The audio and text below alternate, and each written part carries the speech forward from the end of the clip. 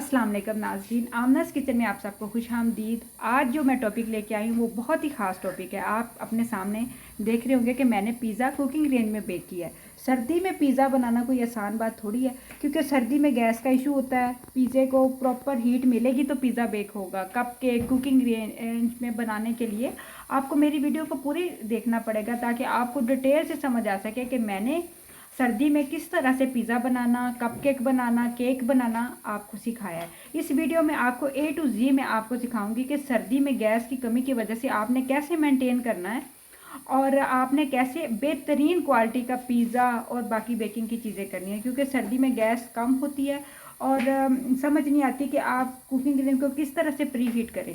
तो मेरे चैनल को सब्सक्राइब करें, वीडियो को फुल देखें, वॉच करें, ताकि आपको मज़ीद मेरी वीडियो अच्छी अच्छी मिलती रहें और आप मेरी इन्फॉर्मेशन वीडियो से फ़ायदा उठा सकें। अपना बहुत ख्याल रखें। अल्लाह हाफ़िज़।